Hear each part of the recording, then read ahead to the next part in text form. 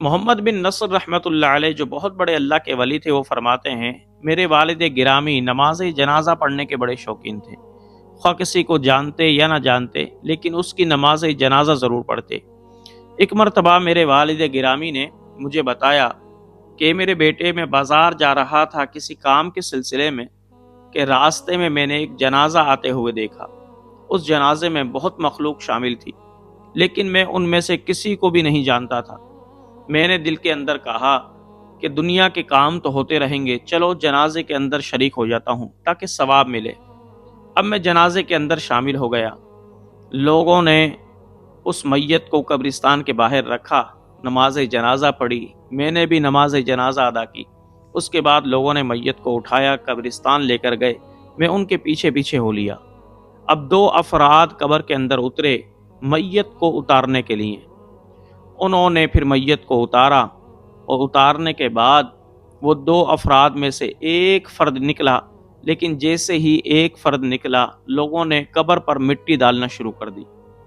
جب انہوں نے قبر پر مٹی ڈال دی اور دعا کر کر وہ جانے لگے، تو میں نے کہا کہ لوگو، یہ تم نے کیا کیا کہ 2 افراد قبر کے اندر اترے تھے اور ان میں سے ایک ہی اترا ہے، اور ایک کو تو تم نے زندہ ہی دفن کر دیا۔ تو لوگوں نے کہا کہ بابا، تمہاری شاید عقل کام نہیں کر رہی، میت کو اتارنے کے لیے تو ایک ہی فرد اترا تھا، 2 کہاں سے اترے ہیں؟ انہوں نے میری بات پر یقین نہ کیا اور وہ چلے گئے۔ میں کہنے لگا کہ یا اللہ، یہ کیا معاملہ ہے؟ میں نے تو 2 افراد قبر کے اندر اترتے ہوئے دیکھے ہیں، اور لوگوں نے ایک فرد دیکھا ہے، یہ کیا ماجرا ہے؟ اب لوگ تو چلے گئے، اور میں اللہ رب ذوالجلال سے دعا کرنے لگا کہ یا اللہ، میں جب تک یہاں بیٹھوں گا، جب تک حقیقت حال مجھ پر ظاہر نہ ہو جائے۔ اب تمام کے تمام لوگ جا چکے تھے، میں قبر کے پاس ہی بیٹھا رہا، اور پھر میں نے 10 مرتبہ یاسین شریف پڑھی، 10 مرتبہ سورہ ملک پڑھی، اور پڑھ کر اللہ رب ذوالجلال کی بارگاہ میں دعا کرنے لگا کہ اے بار الہ، یہ حقیقت حال مجھ پر ظاہر فرما دے۔ اے رب ذوالجلال، کیا میرے دین کے اندر کچھ کمی ہو گئی، یا میری عقل کے اندر فطور آ گیا؟ یا اللہ، وجہ کیا ہے؟ اے رب ذوالجلال، میں نے 2 افراد کو ہی قبر میں اترتے ہوئے دیکھا ہے۔ یا رب ذوالجلال، اس حقیقت کو ظاہر فرما تاکہ میرے ذہن کے اندر جو شکوک و شبہات پیدا ہو گئے ہیں وہ ختم ہو جائیں۔ میں یہ رو کر دعا کر رہا تھا تو میں کیا دیکھتا ہوں کہ قبر پھٹی، اور اس قبر میں سے ایک شخص نکل کر جانے لگا۔ اب میں اس کے پیچھے ہو لیا، اور میں نے کہا کہ اے اللہ کے بندے، جا مت، میں تجھے رب ذوالجلال کا واسطہ دیتا ہوں، مجھے بتا تو صحیح کہ تو کون ہے، اور قبر کے اندر سے اب کیسے نکلا ہے؟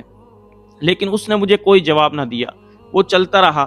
میں بھی دوبارہ اس کے پیچھے گیا، اور دوبارہ میں نے اس سے کہا کہ اے اللہ کے بندے، میں تجھے رب ذوالجلال کی قسم دیتا ہوں کہ رک جا اور مجھے بتا تو صحیح کہ تو کون ہے۔ لیکن اس نے کوئی جواب نہ دیا، وہ چلتا رہا۔ میں اس کے پیچھے اور بھاگا۔ بھاگنے کے بعد میں نے اس سے کہا کہ اے اللہ کے بندے، میں ضعیف شخص ہوں، زیادہ بھاگ نہیں سکتا، میں تجھے رب ذوالجلال کا واسطہ دیتا ہوں، خالق ارض و سما کا واسطہ دیتا ہوں، مجھے بتا تو صحیح کہ تو کون ہے۔ اب وہ شخص جیسے ہی مڑا، اس کا حسین و جمیل چہرہ تھا، وہ کہنے لگا اے نصر السائغ، کیا تو مجھے نہیں جانتا؟ میں نے کہا نہیں، میں تو تجھے نہیں جانتا، بتا تو کون ہے؟ تو وہ کہنے لگا کہ میں رحمت کے ملائکہ میں سے ایک ملائک ہوں۔ اللہ رب ذوالجلال اہل سنت کے لوگوں پر رحمت کے ملائکہ کو مقرر کرتا ہے کہ جب وہ قبر میں جاتے ہیں تو ان کی مدد کرتے ہیں اور ان کو تلقین یاد دلاتے ہیں، تاکہ اہل سنت کے لوگ قبر میں عذاب سے محفوظ رہیں۔ اللہ اکبر۔ تو میرے بھائیوں، اہل سنت و جماعت کی یہ فضیلت ہے کہ جو شخص بھی اہل سنت و جماعت کا مرتا ہے، رحمت کے ملائکہ قبر کے اندر اترتے ہیں اور انہیں تلقین کرتے ہیں، تاکہ وہ منکر نکیر کے سوالوں کے جواب دے کر کامیاب کامران ہو جائیں، اور اللہ رب ذوالجلال اہل سنت کے لوگوں کو عذاب قبر سے بچا لے، اور مالک کائنات اہل سنت شخص کی قبر کو جنت کے باغوں سے ایک باغ بنا دے۔ اب اہل سنت ہیں کون؟ جوانوں، اہل سنت کے بارے میں امام زین العابدین سے پوچھا گیا کہ اے امام، آپ ہی بتائیے اہل سنت و جماعت کی پہچان کیا ہے؟ تو انہوں نے آسان سی پہچان ہمیں دی، اس سے ہم پتہ لگا سکتے ہیں کہ کون اہل سنت ہیں اور کون نہیں ہیں۔